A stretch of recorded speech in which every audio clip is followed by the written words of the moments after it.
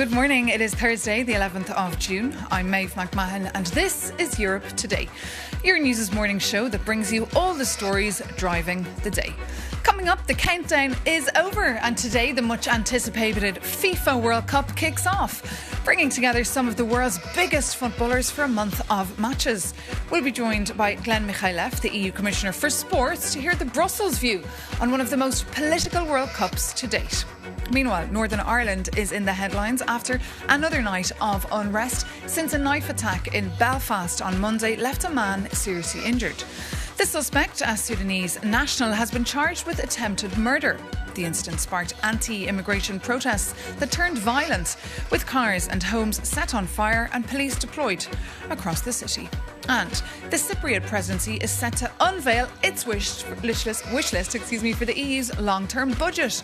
Their proposals suggest a 2% reduction to the Commission's €2 trillion spending plan. The goal is to seal a deal by Christmas to avoid debates ahead of 2027, when key elections take place in France, Poland, Spain and Italy.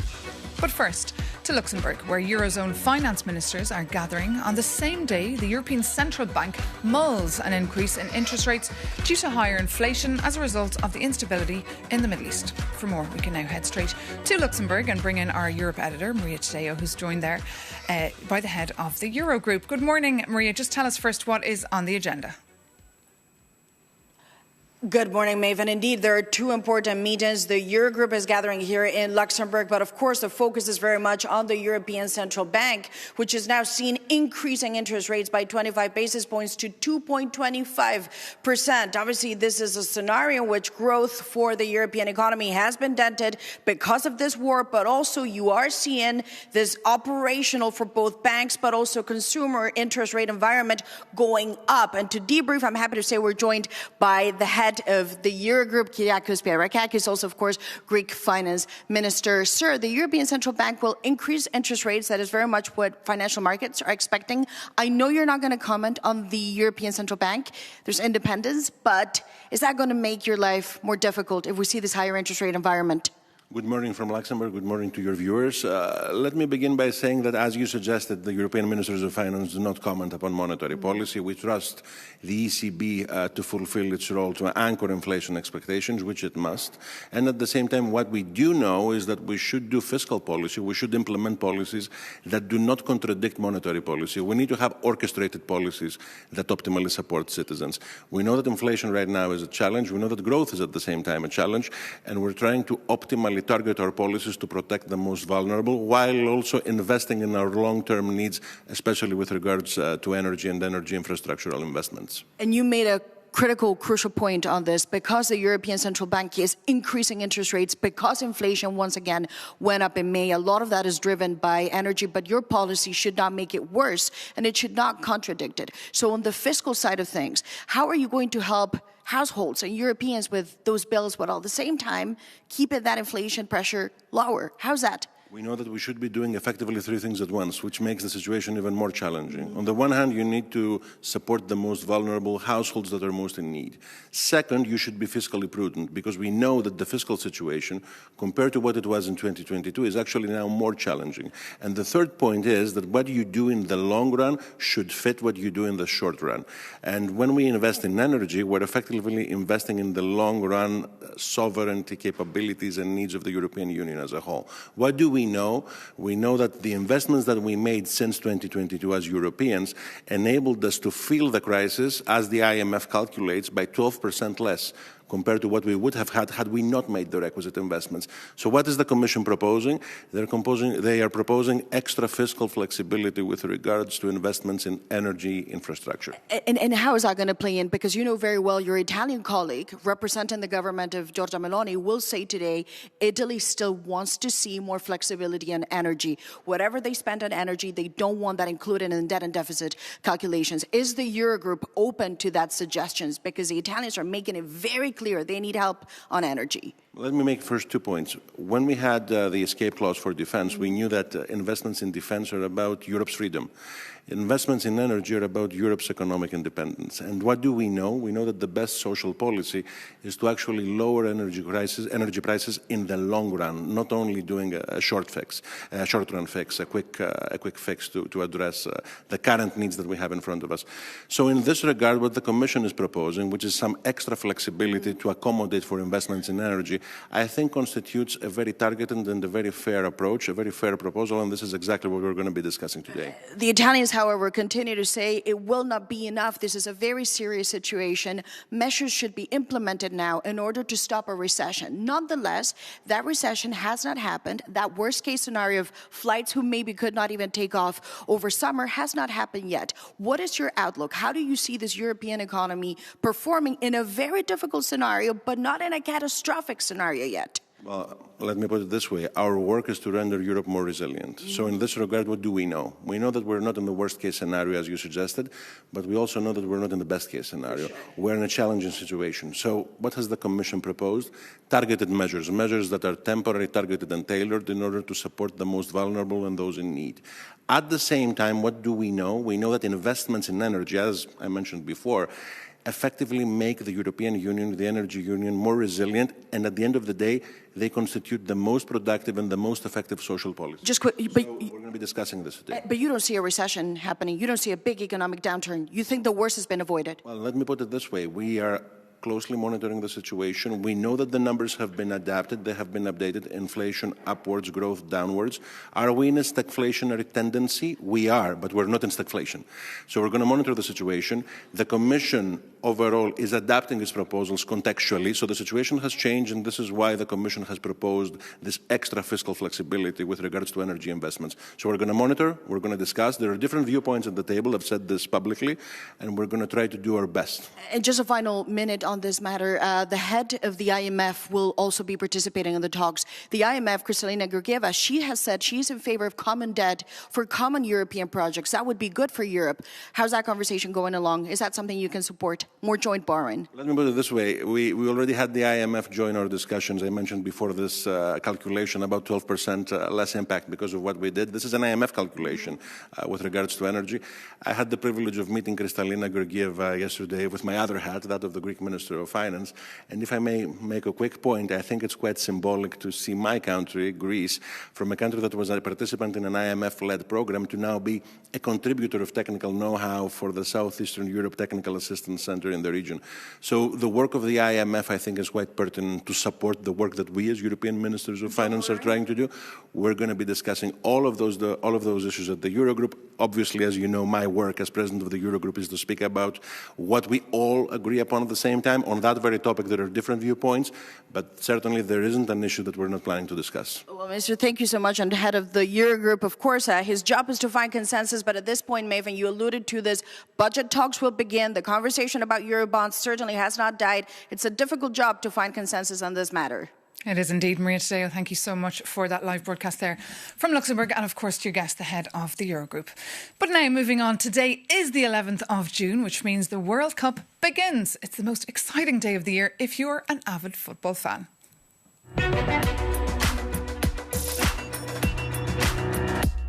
The 2026 World Cup, which is the largest World Cup to date, will kick off with historic ceremonies across the host countries, the US, Canada and Mexico. Today, one of the hosts, Mexico, will be facing South Africa in Mexico City, and then South Korea taking on Czechia in Guadalajara in Mexico. The excitement, of course, is palpable, but this year the high spirits could be marred by geopolitics, immigration enforcement and the Trump administration's travel bans. For the view from Brussels, we can bring in now the EU Commissioner for Sports, Glenn Michailov. Good morning. Good morning, Lee. Great to have you with us. I know you're a big football fan. I am a huge football fan. And I know you're actually not too bad at football as well. We have some pictures there we can play of you showing off your football skills there. Yeah. Did you ever dream of being a professional football player? I actually played football when I was younger. So ever since I could walk, I always remember myself, carrying my football around. So how are you feeling then today? Could you even sleep last night over the World Cup? I cannot wait for the kickoff later on today. So I've been, for the past few months, immersing myself. I have World Cup fever at the moment. So. You have World Cup fever. And does the Burley too? Does the European Commission, what's the vibe like there? I know there are a couple of people in the corridors of the Bergamo who are also really keen on what's happening and following the developments of their favourite football teams. And will you even stay up late to watch some of the games? I will try to watch all of the games. So there are 16 European teams that are participating. I'm really looking forward to watching all their matches, but all other matches as well, because this is one of the biggest sporting events on the planet, along with the Olympic Games. Who are you up for? Who's going to take it home? My prediction would be two teams, either Spain or France, but I think Spain will win it at the end. Well, you've got football fever, and of course everyone's talking about the games, from TikTok influencers to schoolgoers who are swapping football stickers, because last time 1.5 billion of us tuned in for the final. And now for the view from the EU quarter here on who could take home the cup, Euronews' Adlan Lial went out with the Euronews mic. The biggest ever World Cup starts today. For the first time, 3 different countries will host the event. A record number of 104 games will be played, and the number of participants has been extended to 48. Here in Brussels, not only Europe's capital, but also one of the most international cities in the world, people will surely be watching closely. But who do they think is going to win and why? Let's find out. I want England to win the World Cup because after 60 years of hurt, now it's finally time for football to come home. But who's going to win the World Cup? Probably France. What can I say? I think Belgium is going to win because they deserve it. Abbiamo degli allenatori italiani. We have Italian coaches abroad. Ancelotti is coaching Brazil, Cannavaro is coaching Uzbekistan, and Montella is with Turkey. We can take comfort in their successes. I loro eventuali successi. I think Portugal will win the World Cup because of Cristiano Ronaldo's last tournament. Creio que é o Brasil. I believe Brazil because I'm Brazilian. Even living in Europe, I believe it's Brazil. Not because I believe we're the best. We will only know at the end. No final. I want that Mexico wins because of Orbelín Pineda. But I think Spain or France, they will win it. Back-to-back for Messi, Argentina, and we also support Willy Semedo and Cape Verde. I would love Scotland to win it, so after 20 years it's their first time back, and I think either France or Spain can win it. At the end of the day, I want my country to win the World Cup, so Islamic Republic of Iran, always. I want Uzbekistan to win. Who I think should win is Ghana, but who I think will win, Brazil or France.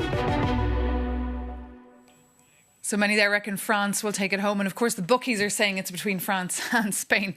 Some bold predictions there, huh? We'll have to wait and see, because of course football is meant to unite, Commissioner. But this year thousands cannot go. They're left out due to travel bans, visa restrictions. L'Equipe here, a French daily, kind of captured the mood this year, the kind of vibe that's overshadowing a lot of the headlines. How will these games bring the world together if so many people are left out? Well, for starters, I hope that this World Cup will be remembered for pure football excitement, for the joy and passion it brings on the pitch, but also for millions of fans around the world who, in times like these, come together in squares, in bars, in cafes to watch their favorite teams. Of course, it's about accessibility. These decisions on who has access are for the host country also to take decisions on. But I hope that this will be one of the World Cups that's remembered for football excitement and for the joy it brings. Because the reality is that is not the case. We've seen one top African referee, a Somali national, he cannot enter the US, he cannot participate. And these are the headlines that are overshadowing and kind of dampening the mood this year.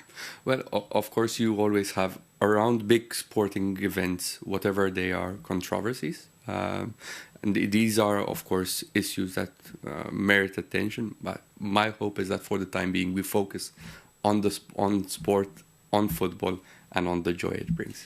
And what about Iran? We saw some lady there, she was expressing her hope that Iran would win. But we've seen many Iranian Americans out on the streets as well, telling FIFA they should have cancelled Iran's participation due to the ongoing war, because the Iranians are using their players to try to make themselves look good on the world stage. What's your view here? Well, it's good that finally there is a solution and the Iranian national team can participate in the tournament.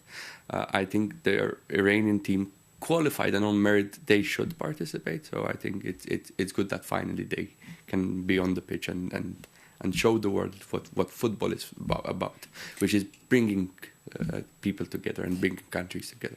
bringing people together, of course. And it's the topic that we dived into as well this week on The Ring. That is Euronews' debating show. We asked, did Donald Trump perhaps, kill the vibe a little bit this year? We've seen ticket sales and hotel bookings are below expectations, especially in the United States. We can take a listen now to two MEPs that were debating in the European Parliament this week. The Austrian MEP, Lucas Mandl, and Rasmus Andersens from the Greens. Dear colleague, you have advocated for boycotting the World Cup. I don't agree with that. I think the excitement about football is much bigger than politics can ever be. And the direct question would be, how would you explain to, let's say, a child excited about football, just interested into football and this exciting game, how would you explain to such a child to boycott the game? I did not advocate to boycott the tournament, especially not for supporters.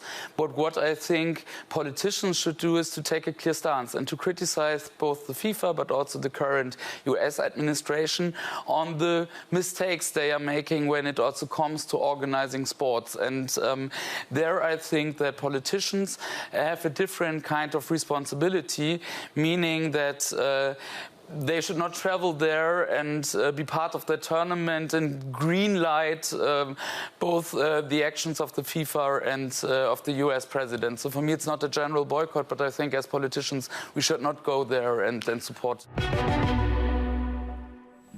A glimpse of The Ring there that you can catch the rest of course, on Euronews. What's your view here? What would you say to a kid? Well, first of all, I don't think boycotts will solve anything in this respect. I think we should not deprive fans of the opportunities to follow their favorite teams. This is, I think, one of the moments where people can come together. This being said, I think, of course, football should be accessible to everyone. And I'm quite happy to see politicians around the world organizing and making spaces available for people to come and watch their favorite teams. And this is also an opportunity to highlight that here in Europe there are governing bodies in sports like UEFA, who has a fan-first policy, which makes these games, these sporting events, accessible to people. And that's the kind of sport that I want to see. Well, you mentioned UEFA just on the Champions League we saw a few weeks ago. Unfortunately, the games were dampened by the violence that broke out in Paris. What's your responsibility here as the EU Commissioner for Sport to try and improve the situation? Well, of course, sporting events have to be safe, but this also involves a lot of coordination between the hosts, in this case, the countries which would be hosting these games, and the bodies which are organizing them. So there needs to be a lot of coordination in this respect to make these sporting events as safe as possible. OK, Commissioner Glenn Michaelef, thank you so much for coming into us this morning on this very exciting day as that World Cup gets underway. But as we've been discussing, the headlines about this year's World Cup have focused less on football and more on issues like exploding ticket prices, fan boycotts, security and visa bans, etc. Our Jakob Yanis takes a closer look at the long list. FIFA President Gianni Infantino must love the view from Trump Tower. He runs a Manhattan office there, wears MAGA ties, and is called by Donald Trump the king of soccer. I call it soccer. It's just easier to do because we have football and they have two footballs, right? They call it football. But while the football elite rub shoulders in Washington, the game is hitting a metaphorical and physical wall at the US border. You see, the international teams, referees and everyday fans find it a bit difficult to see the games which start today. What is going on there? FIFA expects to pocket more than $3 billion from ticket sales and hospitality alone. But corporate pricing has broken the marketplace. Ticket packages to follow a team to the final are now estimated to cost 5 times more than 4 years ago. On top of that, nearly 180,000 tickets are flooding the official resale market, and median resale prices have plunged by 20% in a single month. But the biggest bust is happening at the border security checkpoints. Infantino's sports diplomacy means nothing to US immigration officers, enforcing hard travel bans against 4 qualified nations, including Iran and Somalia. And US border agents just locked Somalia's top referee in a cell for 11 hours before throwing him out of the country. Iraq's star striker was detained in Chicago for 7 hours. And currently the Iranian squad is stranded, training across the border in Tijuana because Washington refused visas to 15 members of their staff, including the head of the Football Federation. So it looks like the very definition of a global sporting event is being rewritten before our own eyes. The opening week proves that football does not unite the world. It is national borders and strict immigration laws that are defining who gets to play and who stays at home. So can FIFA hold this World Cup together? Tune in on tonight to find out, as Mexico opens the tournament playing against South Africa. Oh, and remember, Yuronius will be covering the games, and a whole political sideshow surrounding them for you. So there you go, Euronews.com. That is your source to find out all about the games. You can also write to us here at Europe Today at Euronews.com to tell us what you think of this year's World Cup 2026. But that does bring this edition of Europe Today to an end. Thank you so much for tuning in. As always, take care and see you soon here on Euronews.